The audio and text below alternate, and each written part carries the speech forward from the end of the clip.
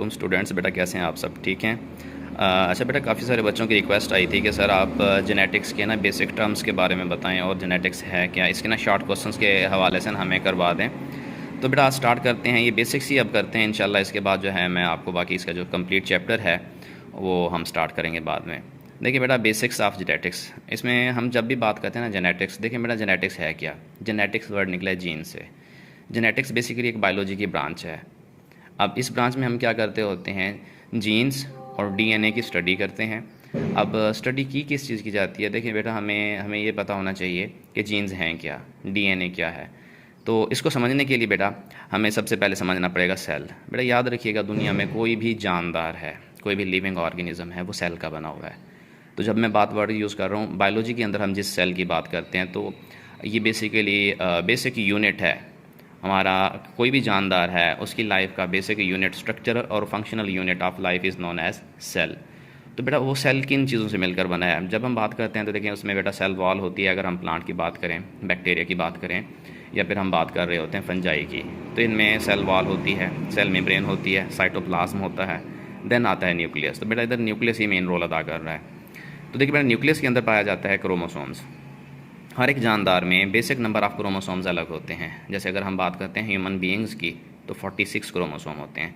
तो आप देख सकते हैं बेटा डायग्राम में, मैंने एक सेल बनाया है, न्यूक्लियस है और न्यूक्लियस के अंदर न्यूक्लियोलस मौजूद है, और उसी में देखेंगे तो आपको क्रोमोसोम नज़र आ रहा होगा। हर सेल में ह्यूमंस के अंदर 46 क्रोमोसोम होते हैं। तो अब 46 को इधर शो करवाना पॉसिबल नहीं है, तो मैंने एक ही क्रोमोसोम को शो करवा दिया। तो एक क्रोमोसोम की स्टडी समझे 46 की ही स्टडी है। तो क्रोमोसोम्स बेटा हमारे कहाँ पे पाए जाते हैं? सेल के न्यूक्लियस के अंदर। जब हम मज़ीद इसकी स्टडी करते हैं तो देखिए बेटा क्रोमोसोम्स की शेप कैसी है, देख सकते हैं आप, दरमियान में उसका सेंट्रोमेयर मौजूद है, और बाहर आपको ये जो चार स्ट्रक्चर नज़र आ रहे हैं ये बेसिकली क्या है? क्रोमाटिड्स हैं। और इन्हीं क्रोमाटिड के अंदर हम देखते हैं, आपको पिंक कलर में नज़र आ रहा होगा, ये डीएनए है। तो डीएनए इनमें मौजूद होता है। अब डीएनए कहाँ पे मौजूद है बेटा? क्रोमोसोम्स में। क्रोमोसोम कहाँ पे मौजूद है? न्यूक्लियस के अंदर। और न्यूक्लियस कहाँ पे है? हमारे सेल के अंदर।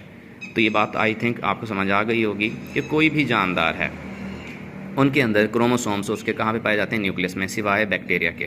क्यों? क्योंकि बैक्टीरिया के अंदर जो क्रोमोसोम होता है, बैक्टीरिया में न्यूक्लियस ही नहीं होता, मेम्ब्रेन बॉन्डेड ऑर्गेनेलीज नहीं होती, तो उनका क्रोमोसोम डायरेक्ट सबमर्ज फॉर्म में पड़ा होता है, किसमें? साइटोप्लाज्म में होता है। लेकिन हमारा क्रोमोसोम कहाँ पे होगा? हमारा क्रोमोसोम न्यूक्लियस के अंदर मौजूद होता है। जब बेटा क्रोमोसोम को मजीद हमने एलेबोरेट करके देखा तो हमें नज़र आता है ये डीएनए। देखिए बेटा, डबल स्ट्रैंडेड मैंने हेलिक्स शो करवाया, ये डीएनए है। अगर बेटा अब हम बात करें कि डीएनए क्या है, आपने हमेशा देखा होगा कि जब भी हम कोई चीज़ स्टडी कर रहे होते हैं, अगर कोई चोरी हो गई है या किसी भी नस्ल की हम पहचान करना चाह रहे होते हैं, तो हम कहते हैं उसके जीन्स की स्टडी करें या उसके डीएनए की स्टडी करें, देन हमें पता चलता है। तो डीएनए बेसिकली ये हेरिडिटी मटेरियल है। जब मैं वर्ड यूज़ करता हूँ हेरिडिटी, तो इसका मतलब होता है विरासती मादा। उर्दू में अगर हम कहें विरासती मादे को कहते हैं, विरासती, विरासत से निकला है। अब विरासत क्या होती है?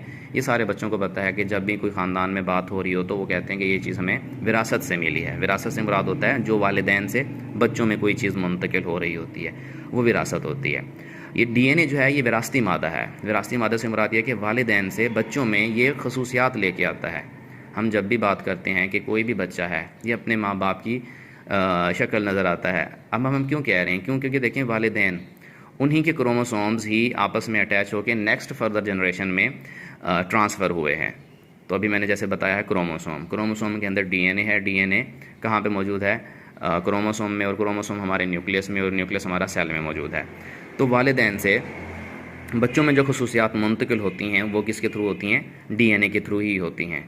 तो डीएनए बेटा देखें, एक डीएनए जो है काफ़ी ज़्यादा बेस पेयर से मिलकर बना होता है। बेस पेयर्स क्या होती हैं हम आगे पढ़ेंगे। हमारे पास डिफरेंट तरह के बेस पेयर्स मौजूद होती हैं। अब उसमें नाइट्रोजन बेसेस हैं हमारे पास। हम अगर मैं कहूँ कि एज अ होल न्यूक्लियोटाइड्स मौजूद होते हैं। अब न्यूक्लियोटाइड क्या हैं आगे इनको मैं डिटेल में डिस्कस करूँगा, लेकिन थोड़ा सा बता देता हूँ कि नाइट्रोजन बेसेस, फास्फेट ग्रुप और साथ में पेंटोज शुगर, ये तीनों मिलके एक डीएनए का स्ट्रक्चर बनाते हैं और इनको हम न्यूक्लियोटाइड कहते हैं। खैर, न्यूक्लियोटाइड और न्यूक्लियोसाइड दोनों ही मौजूद होंगे। अब न्यूक्लियोसाइड क्या है डिस्कस करेंगे हम इसको आगे चल के। तो देखिए बेटा, ये जो डीएनए है इसमें ये सारी चीज़ें मौजूद होंगी, और एक डीएनए एक वक्त में बहुत सारे जीन्स को कैरी कर रहा होता है। जीन्स को मैंने वर्ड यूज़ किया जीन। अगर देखें बेटा, जीन और डीएनए अगर देखा जाए तो ये दोनों ही हेरिडिटी मटेरियल हैं, हेरिडिटी यूनिट्स हैं। मैं वर्ड मटेरियल और यूनिट कह रहा हूँ। अब देखिए बेटा, डीएनए और जीन को मैंने सेम क्यों कहा है? देखिए बेटा, जो काम डीएनए का है वही काम जीन का है। तो डीएनए और जीन में फ़र्क क्या हुआ, जो सबसे बड़ा एक डिफरेंस बच्चे हमेशा भूल जाते हैं, उनको समझ भी नहीं आता, बहुत ज़्यादा मुश्किल फॉर्म में लिखा हो, तो मैं आपको एक बहुत सिंपल वर्जन बताने लगा हूँ।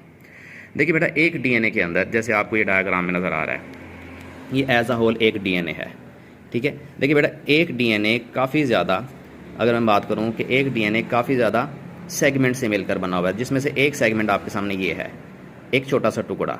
डीएनए का एक छोटा सा टुकड़ा हमारे पास क्या कहलाता है, जीन कहलाता है। तो मतलब कि एक डीएनए के अंदर बहुत ज़्यादा जीन्स हो सकते हैं। अब उनके नंबर्स वेरी करते हैं। एक जीन और डीएनए, अब इनमें बेसिक डिफरेंस क्या है बेटा, देखें, एक जीन एक वक्त में कोई एक करैक्टर लेके जा रहा है। क्या मतलब इस बात का, एक खसूसियात को लेके जा रहा है, वो खसूसियात जो बच्चों से, पेरेंट्स से बच्चों में मुंतकिल होनी है। मैं बात करता हूँ कि जैसे हमारे पास ये एक छोटा सा टुकड़ा नज़र आ रहा है हमें, ये टुकड़ा क्या करेगा, ये एक स्पेसिफिक है विल फर्ज स्किन कलर के लिए। इसके साथ इससे नीचे वाला टुकड़ा वो किसके लिए स्पेसिफिक होगा, वो इंटेलिजेंस के लिए हो सकता है। उससे नीचे वाला टुकड़ा वो स्पेसिफिक हो सकता है हाइट के लिए। तो कहने का मकसद कि एक बच्चे के अंदर जितनी भी खसूसियात होती हैं वो सारी डीएनए लेके आता है, और डीएनए के अंदर एक खसूसियात को एक वक्त में एक जीन कंट्रोल कर रहा होता है। तो जीन और डीएनए, हालांकि काम तो दोनों का सेम है, एक डीएनए एट ए टाइम काफ़ी ज़्यादा खसूसियात को लेके आ रहा है। उन खसूसियात में कौन कौन सी शामिल है, मैंने 2-3 आपके एग्जांपल दिए, इंटेलिजेंस है, स्किन कलर है, उनकी हाइट है, ये सारी की सारी किस में मौजूद है, ये डीएनए में मौजूद है। और एक खसूसियत को कंट्रोल करने के लिए एक छोटा सा टुकड़ा मौजूद होता है, small segment of DNA is known as gene. तो देखिए बेटा, मैंने जीन को भी एक पेयर की फॉर्म में शो करवाया है। अब आगे है क्या, इसको मैं मज़ीद डिस्कस करूँगा इंशाल्लाह अपनी नेक्स्ट वीडियो में। मैं इसको थोड़ा सा अगेन सम अप कर देता हूँ। बेटा देखिए, हमारी कोई भी जानदार है, उसकी ज़िंदगी की बेसिक इकाई उसका सेल है, basic unit, structural and functional unit cell है। तो सेल आखिर ऐसा क्यों है, सेल के अंदर बेटा क्रोमोसोम्स होते हैं। हर एक जानदार में स्पेसिफिक नंबर ऑफ क्रोमोसोम होते हैं, जिसमें मैंने आपको डायरेक्ट बताया ह्यूमन बींग्स में 46 क्रोमोसोम है। और 46 क्रोमोसोम किस चीज़ के बने हैं, मौजूद कहाँ पे हैं, सेल के अंदर बेटा कहाँ पे मौजूद होते हैं, ये देखेंगे तो न्यूक्लियस में क्रोमोसोम, और क्रोमोसोम में डीएनए, और डीएनए के छोटे से पार्ट को हम बात कहते हैं